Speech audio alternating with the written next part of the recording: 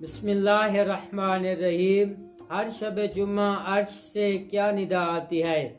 इमाम मोहम्मद बाकिर अलैहिस्सलाम इरशाद फरमाते हैं, हर शब जुम्मा अल्लाह ताला अर्श से निदा देता है कि क्या कोई बंदा मोमिन नहीं है तो तलुए फाजिर से पहले अपनी दुनिया और आखिरत मुझसे मांगे और मैं उसकी दुआ को कबूल करूं। सामईन मोहतरम, ये है इमाम मोहम्मद बाकिर अलैहिस्सलाम का फरमान।